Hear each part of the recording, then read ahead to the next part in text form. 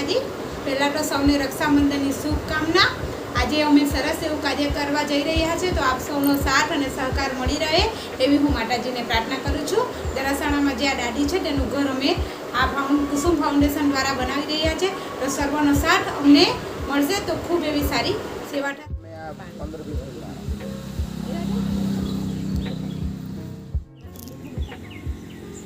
જય માતાજી મિત્રો, હું છું શીતલબેન।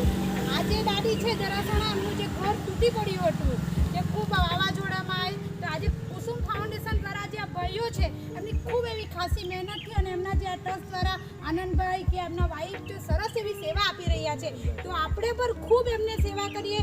ખૂબ કોઈના પર બી જો થોડું ઘણું બી હોય, ફૂલ નહીં તો ફૂલની પાકડી, તો આપણે આ વિધવાબેન જે દાદી છે એમને હેલ્પ કરીએ, જેમને ખૂબ તકલીફ છે અને ખૂબ એવી જરૂરિયાત પર છે, તો આપણે એમને હેલ્પ કરીએ। જો મિત્રો તો હેલ્પ કરે છે, નેહલભાઈની ખૂબ એવી સારી સેવા છે, જો ઘર બનાવી છે, જેની ખજૂરભાઈ જેવી સેવા છે, તો આપણે એમને બી ફૂલ હેલ્પ કરીએ। અને આજે એમના ઘરનું ખાતમુહૂર્ત પણ અમે કરી દીધું છે જો સ્નેહલભાઈ દ્વારા, અને આ દાદીને બી ખૂબ આજે ગર્વ છે કે એમની ઘર તૈયાર થઈ ગયેલું છે, તો આપણે ખૂબ એવી ખાસી મદદ કરીએ।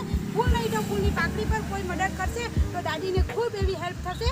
જય માતાજી મિત્રો, તમારું દાદી ખૂબ સરસ એવું ઘર થઈ જશે, ખૂબ એવું મસ્ત ઘર બની જશે, તમે રહેવાનું બી થઈ જશે, અને જે બીજી બધી સગવડ છે તે પર આપણે કરી દઈશું। અને આ કુસુમ ફાઉન્ડેશન દ્વારા જે સ્નેહલભાઈ છે એમની પર ખૂબ સેવા છે અને ખૂબ સારું એવું કાર્ય કરે છે, અને બધા ખૂબ એવા સારી મદદ પર કરે છે, એટલે સરસ એવું ઘર થઈ જશે। તમારે જરાક બી ટેન્શન નહીં રહેવાનું, અને બીજી પછીની જે બધી જરૂરિયાત છે તે હું પૂરી કરીશ, અને તમારે મને ફોન કરવાનો, જે મારી ફ્રેન્ડ ચંદ્રિકા છે તેના વતી ફોન કરાવવાનો, અને અમે પાછા બી ઘર જોવા માટે આવીશું, અને કોઈ બી તકલીફ હોય તો મદદ કરીશું। અને હવે આપણું 15 દિવસમાં કે 10 દિવસમાં ઘર તૈયાર થઈ જશે, પછી તમે શાંતિપૂર્વક ઘરમાં રહેજો।